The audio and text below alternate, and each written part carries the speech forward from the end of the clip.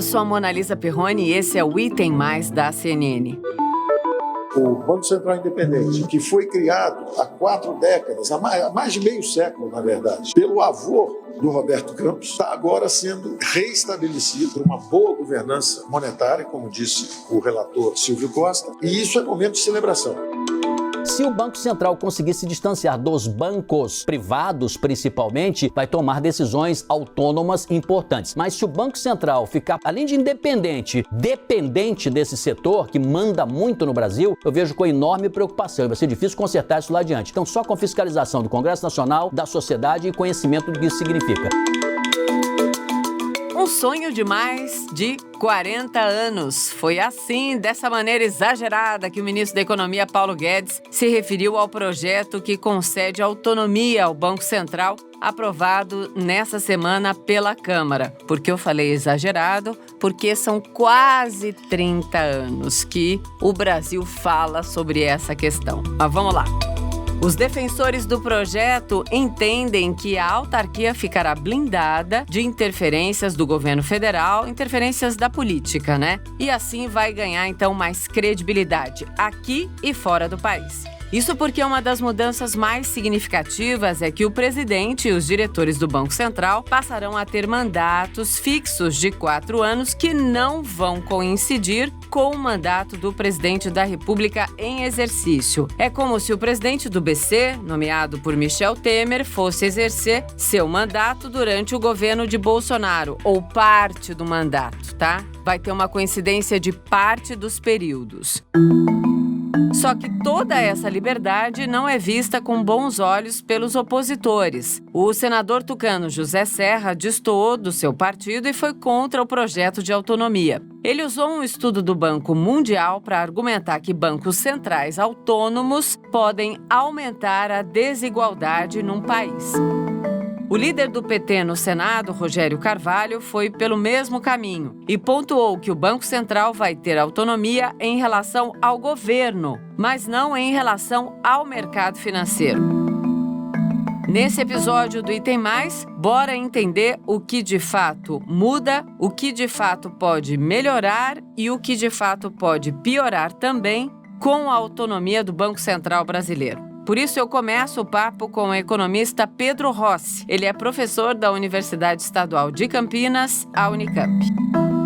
Pedro, muito bem-vindo ao Item Mais. Prazer em falar com você. Prazer é meu, Monalisa. Um prazer estar aqui com você discutindo esse tema tão importante. Vamos lá. Paulo Guedes saiu falando uma frase exagerada, aliás, como o Paulo Guedes faz frequentemente, que é um sonho de mais de 40 anos. Não é tanto tempo assim, é uma década a menos, né? Quase 30 anos. Mas por que a autonomia do Banco Central é algo que se sonha, que se idealiza? Vamos começar o papo por aí. Vamos. De fato, a autonomia é um sonho de uma parte, né, da sociedade brasileira, em particular do mercado financeiro, de uma parcela dos economistas. A autonomia formal do Banco Central sempre foi discutida no Brasil, inclusive em períodos eleitorais, e geralmente foi rejeitada ou adiada, porque de fato é um tema polêmico. Exato. Internacionalmente, tem países que têm autonomia e outros que não têm, né? Os Estados Unidos são um exemplo de país que tem autonomia, mas eles têm instituições muito sólidas, eles têm um marco normativo que obriga o Banco Central a prestar contas com o governo, né? Ou seja, é um Banco Central que está a serviço de fato do Congresso. O presidente do Banco Central volta e meia vai lá no Congresso para prestar contas. A União Europeia também tem, né, um Banco Central independente, mas lá é um caso diferente, porque eles não têm um governo federal como a gente tem, né? Apesar de ter um parlamento, mas tem outros modelos, tem muitos países que não têm. O caso chinês passa longe da autonomia e muitos outros, né? Isso também se soma a uma discussão que vem depois da crise de 2008, onde as instituições internacionais elas têm atentado para o fato dos bancos centrais terem que coordenar as políticas com outras políticas macro, por exemplo, com a política fiscal. Então, o Banco Central não tem que ficar isolado só cuidando da política monetária e cambial, mas ele tem que dialogar e coordenar com o governo de acordo com um conjunto de políticas, né? Além disso, tem surgido um debate sobre a importância de mecanismos que evitem que o Banco Central seja capturado pelo sistema financeiro. E aí é uma discussão que a gente faz faz pouco no Brasil, né? Que a gente pensa muito no Banco Central blindado do governo, mas não o Banco Central blindado do mercado financeiro. Vamos falar sobre essa pressão, então, do mercado financeiro, essa entidade que muita gente fala que apenas tem um ponto de vista umbilical e não geral. Pois é, essa entidade, mas que tem concretude, né? São pessoas, são instituições. E o Banco Central, ele maneja juros, maneja câmbio, que determina totalmente rendimento de fundos de aplicação, etc. E o Banco Central, ele maneja a própria regulação do sistema financeiro, ou seja, ele pode favorecer ou desfavorecer determinadas instituições financeiras. Fora que essa relação, ela é de fato muito umbilical. Os diretores do Banco Central, muitos deles vêm do mercado financeiro, passam a regular os seus antigos chefes e depois voltam para o mercado financeiro, ou seja, eles também estão regulando seus futuros chefes. Então, aí, uma questão muito delicada, inclusive de conflitos de interesses. Então, é preciso ter regras muito claras para que todo o pensamento, não só a cultura do mercado financeiro, mas os próprios interesses do mercado financeiro não sejam absorvidos na política monetária e cambial e na regulação que o Banco Central faz junto ao sistema financeiro. Então, esse é um tema muito delicado, né, chamada porta giratória das pessoas, dos profissionais economistas que entram no Banco Central e voltam para o mercado financeiro para ser economista-chefe de determinada instituição, do banco X ou Y. Isso é muito comum no Brasil. E não deveria ser mais questionado. Você acha que a gente fez o debate suficiente sobre essa questão? Claro que quando a gente fala quase 3 décadas, pelo amor de Deus, né? Alguém achar que quase 3 décadas de expectativa não é tempo suficiente, mas a nossa confusão interna, política monetária, tudo tão atropelado, não é uma crítica sobre a gestão atual, não é isso, é sobre o histórico nosso. A discussão foi feita com a clareza que ela precisava para todos entenderem, especialmente no momento em que as pessoas comuns estão falando sobre, opa, tem o Pix do Banco Central, opa, tem isso, opa, estou entrando no mercado financeiro, opa, vou aprender a investir. Você acha que o contexto, o entorno foi suficiente? Eu acho que essa medida é totalmente fora de hora, Mona Lisa. E aí eu falo numa questão que não tem nada a ver com mérito. Na verdade, eu pergunto a você, ouvinte do podcast, qual é o sentido da gente discutir nesse momento em que o país está num caos, está perdendo vidas, né? Que a gente tem pautas como as vacinas, o auxílio emergencial e o próprio orçamento de 21, que está ligado ao auxílio emergencial, ao combate à pandemia, a gente o Congresso para e direciona seus esforços para uma discussão que só vai ter efeito no médio e longo prazo. Nesse sentido, eu acho que está totalmente fora de hora. E, de fato, eu acho que não houve um debate suficiente. Eu sei que a CNN tem feito esse debate bastante nos últimos dias e talvez meses, mas eu acho que esse tema ele não está suficientemente discutido com a sociedade e as coisas estão se transformando muito no cenário internacional e nós estamos indo na contramão dessa transformação, né? Porque há vários movimentos de países que vão no sentido contrário, né? A ideia de bancos centrais que estão coordenando políticas, a ideia de movimentos, inclusive, mais restritivos com relação ao fluxo de capital. E aí, Mona Lisa, tem outro PL que está sendo discutido agora no Congresso, inclusive já passou na Câmara e vai para o Senado, que é o PL cambial, que ele tem que ser visto junto com o PL da autonomia, porque o PL da autonomia blinda o Banco Central e o PL cambial dá mais poder ao Banco Central, revoga vários artigos que se referem às competências do Conselho Monetário Nacional, que é quem dá as diretrizes, e transfere poder para o Banco Central. Então, no fundo, é uma transferência de poder que tem que ser olhada com muito cuidado. E não me parece que a gente está no momento ideal para esse tipo de discussão.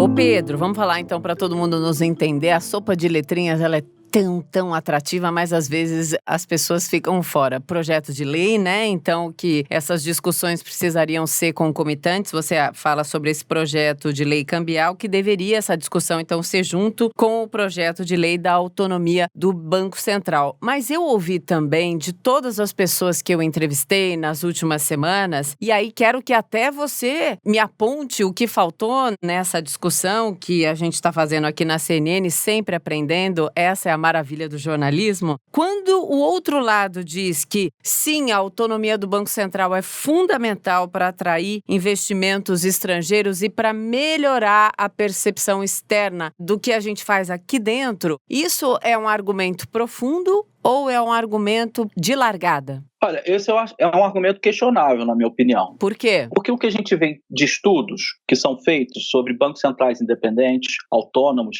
o que a gente vê é que, de fato, tem uma relação entre Banco Central independente e inflação mais baixa. Mas isso não é uma causalidade e não significa que esse Banco Central independente ele seja mais conservador e prejudique, portanto, outras variáveis que são mais importantes, por exemplo, os trabalhadores, como o emprego, a renda, né, o crédito mais barato. Ou seja, o que é bom para o mercado financeiro não necessariamente é bom para o conjunto da nação. Então, absorver esses conceitos e essas ideias que vêm do mercado financeiro, como necessariamente autonomia boa, como necessariamente uma inflação baixa boa, a gente está vivendo uma inflação baixa agora com desemprego lá no alto. Não é isso que a gente quer, na verdade. Evidentemente que a gente quer uma inflação controlada, mas o Banco Central tem que olhar também para o crescimento econômico e para o emprego. Aliás, como faz o Banco Central dos Estados Unidos e, aliás, como está previsto no próprio PL da autonomia, o que é uma coisa interessante, na minha opinião. Você olhar para o pleno emprego como objetivo secundário. Então, um Banco Central que é muito conservador, que escuta muito as opiniões do mercado, ele pode gerar bolhas de preço que favorecem o mercado, ele pode liberalizar, que favorece o mercado, pode aumentar juros, que favorece o mercado, mas, ao mesmo tempo, o resultado econômico disso para a maior parte da população é ruim, né? Então, é preciso combinar as questões. É claro que tem uma dimensão muito técnica do Banco Central, mas também tem uma dimensão política que a gente tem que levar em consideração. Vamos falar um pouquinho sobre esse estudo aí. No mês passado, o Banco Mundial lançou um estudo, então, intitulado A Independência do Banco Central Aumenta a Desigualdade? É uma pergunta. Quais são aí os argumentos que reforçam essa relação entre a autonomia do BC e a desigualdade, além do que você já pontuou?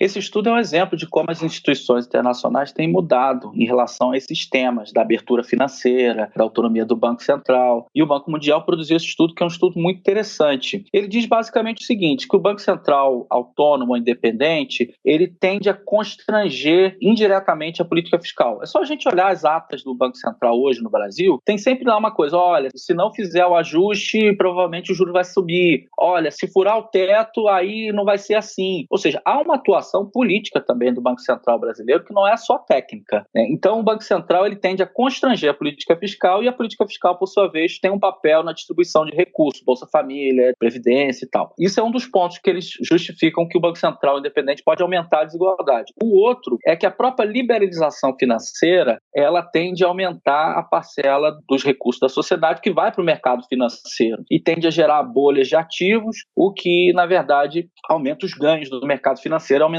a desigualdade. E o terceiro argumento, isso é um estudo empírico, com muitos dados e com suposições muito interessantes, é que, ao ser conservador com relação à inflação, e tender a gerar juros mais altos que bancos centrais não independentes, autônomos, isso também aumenta a desigualdade, né? Então, o Banco Central independente, a gente tem que perguntar, independente em relação a quem? Em relação ao governo, ok, um governo eleito, que de fato pode adotar medidas inadequadas, mas ele pode se tornar também dependente de uma visão, não dependente do mercado financeiro necessariamente, né, dessa entidade que você citou, mas de uma visão predominante do mercado financeiro que pode ser perversa para outras finalidades que não a inflação ou que não a própria rentabilidade do mercado financeiro. Ô Pedro, adorei aprender com você. Muito obrigada por essa aula, esse ponto de vista, esses argumentos. Venha mais conversar comigo, é ótimo saber que a gente tem várias vozes sobre uma questão e aí a gente abre o leque de análise. Isso eu digo sempre, é o beabá do jornalismo. Obrigada, até a próxima. Obrigado, Mona Lisa, eu também adorei estar contigo aqui. Tchau, tchau. Nessa segunda parte do episódio, eu converso agora com a nossa analista de economia da CNN, Raquel Landin. Que saudade, quanto tempo! Landim, mas como ela é muito chique, eu falo Landin. Bem-vinda! Oi, Mona, que delícia estar aqui com você de novo. Muito feliz com o convite. Você sabe que você mora no meu coração. No meu coração e na minha cabeça também. Quero começar o nosso papo te ouvindo. Os partidos de oposição estão criticando demais aí a tal autonomia do Banco Central, dizendo que ela tem armadilhas. Vamos começar aí sobre esse ponto de vista e o que você escutou do outro lado, do mercado, dos investidores. Traz a sua análise de largada pra gente, minha querida. Olha, Mona, primeiro ponto que a gente pode abordar é por que essa pauta agora. Ela está tramitando aí já há 30 anos. E a resposta é muito simples, porque é mais fácil. Foi uma vitória relativamente fácil do governo. O governo Jair Bolsonaro, junto ali com o novo presidente da Câmara, Arthur Lira, eles estão apostando muito nessas matérias mais técnicas, como marcos regulatórios. Você vai ver que daqui a pouquinho eles já vão tocar aí o final da lei do gás, e também projetos como o projeto cambial e como esse da autonomia do Banco Central, que são projetos que já são discutidos há bastante tempo, que têm um impacto de efeito positivo, mas que são muito mais fáceis de votar do que temas aí realmente complicados, como uma reforma fiscal, tributária, administrativa. Então, assim, o porquê, o do timing, é porque é mais fácil. Então foi sinalização para o mercado? Com certeza. Era uma vitória mais rápida para você colher e dar uma sinalização de que agora o governo e o Congresso têm uma unidade. A gente vai ver se isso realmente existe daqui a pouco, né? Quando forem votar o orçamento, o auxílio emergencial, essas sim são brigas mais complicadas. Sim, porque a necessidade do auxílio emergencial, da volta dele, né? Mesmo que seja num patamar bem mais baixo, né? R$200 por 3 meses, que é o que a gente está ouvindo. Isso tá claro. Que o orçamento ficou lá. O orçamento desse ano tá aí na cara do gol. Tentar achar dentro do orçamento de onde tirar dinheiro para pagar o auxílio. Nesse bolo todo tem a pressão inflacionária e tem a lição de casa que o mundo está esperando que o governo brasileiro faça em 2 aspectos. Na questão econômica, claro, vinculado diretamente no combate à pandemia. É bastante coisa para a gente colocar nesse caldeirão aí de análise nesse momento, né, Raquel? É bastante coisa, Mona. Então, assim, o primeiro ponto que eu acho que é importante a gente ressaltar é isso. Na minha avaliação, a autonomia do Banco Central é muito positiva, foi uma ótima conquista, uma sinalização muito boa para o mercado, mas está longe de ser a prioridade das prioridades que o governo tinha nesse momento. Sim, prioridade, a gente sabe que você já falou, é a questão das reformas, qualquer uma delas, mas estão dizendo que vai demorar mais tempo aí para discutir tudo isso. E aí a gente viu, então, Arthur Lira, que é o novo presidente da Câmara, que é o homem apoiado pelo presidente Bolsonaro, já tocar, votar rapidinho. Tava tão confiante nas últimas horas ali da votação, que foi nessa quarta-feira, que ele até deixou o plenário, saiu ali do local de votação, quando os deputados estavam discutindo os destaques. Ou seja, tinha certeza de que estava tudo amarrado e definido. O desafio daqui para frente da Câmara e do Senado, esses novos comandos, é tocar de fato, sim, as questões relevantes para o nosso país, porque sim, temos urgência para uma série de outras questões econômicas que vão determinar o que a gente vai viver esse ano e os próximos, né, Raquel? Sim, o Lira ele já tinha muita confiança na aprovação, porque ele tinha votado a urgência do pedido, né, que você fala lá no linguajar da Câmara, para você passar ele na frente no dia anterior. E a vitória tinha sido esmagadora, né, Mona Lisa? Porque os grandes críticos dessa proposta, geralmente os partidos de oposição, aqueles partidos muito ligados à esquerda, o argumento central que eles trazem é o seguinte: você vai entregar a economia brasileira na mão dos bancos. E esse é um argumento falacioso, porque é preciso ser um banqueiro para lidar com os bancos. O próprio nome já diz, é o Banco Central. Qual que seria o argumento de que com um Banco Central autônomo, o presidente do Banco Central vai ficar subindo os juros para agradar os bancos, para eles ganharem mais dinheiro? Isso aí é praticamente impossível, porque você vai ter muita pressão da sociedade, pressão dos políticos, se você tem juros acima do patamar que eles são necessários. Agora, a ponta contrária, e é isso que a autonomia do Banco Central garante, ela é muito mais fácil, porque você consegue imaginar, isso já aconteceu no Brasil, um presidente e o Congresso pressionando para baixar juros, para estimular na economia, num momento que não é possível. Então, na verdade, a autonomia do Banco Central, ela transforma o presidente do Banco Central num cargo de Estado e não de governo. E aí dá para ele autonomia para lidar melhor com essas pressões políticas e fazer um trabalho mais técnico. É só isso. Na prática, o funcionamento do Banco Central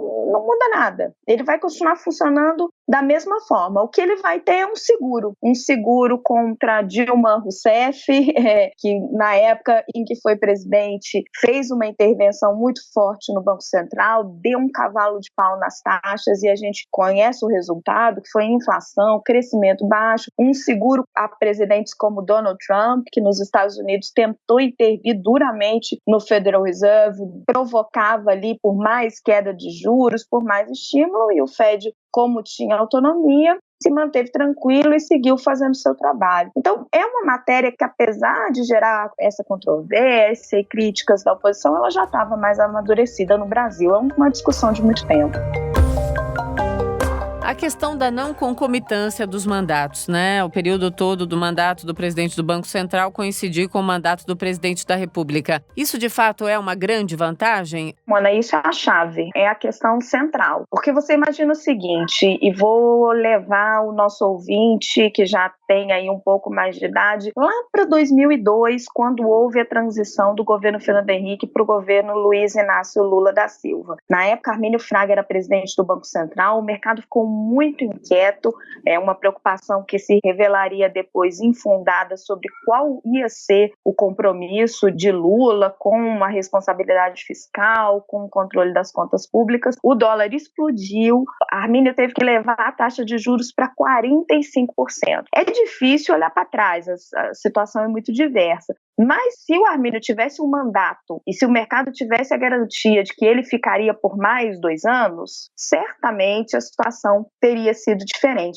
Então, é uma garantia de que a pessoa vai ser escolhida pela qualidade técnica dela, porque ela vai servir aí a 2 presidentes, pelo menos. E a transição é muito mais suave. Quem quer que seja que esteja ganhando, você tem o mesmo comando no Banco Central por pelo menos 2 anos. É desse jeito que funciona em outros lugares do mundo e é importante que seja assim. Ô Raquel, quando a gente olha aqui para a nossa vizinhança, Chile já tem autonomia do BC há muito tempo, né? Se eu não me engano, desde a época do Pinochet. Claro, não vamos comparar com os Estados Unidos, nem com a União Europeia, porque são questões bem diferentes, mas olhando para cá, a autonomia do BC é algo, sim, que o mercado externo considera, faz essa pontuação e espera, né? Sim, é que a autonomia não é um conceito fechado, né?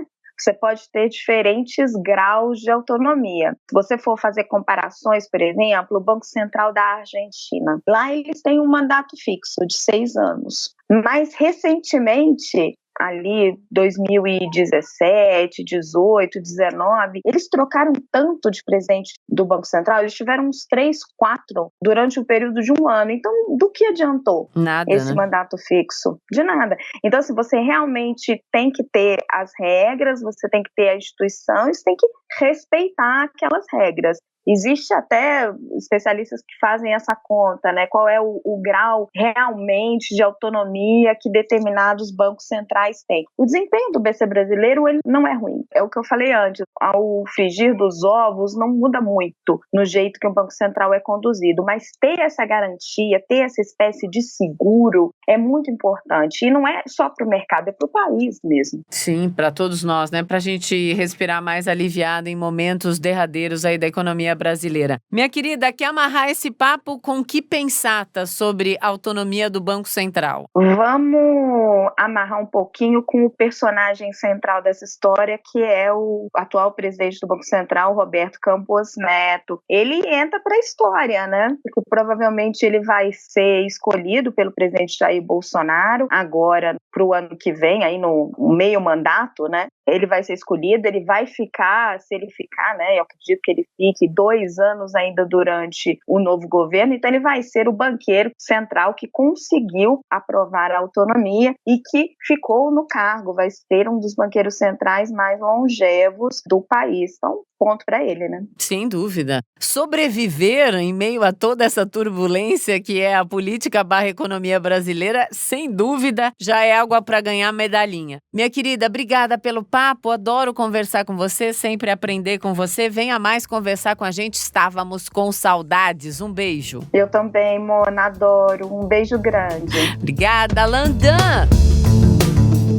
É isso, economia sem economês, que maravilha! A gente consegue aí trazer o papo reto, o papo importante sobre então essa mudança de perfil e de atuação também do Banco Central brasileiro. A autonomia do Banco Central foi o nosso assunto. Ótimo fim de semana para todo mundo. Segunda-feira tem mais papo, então em té.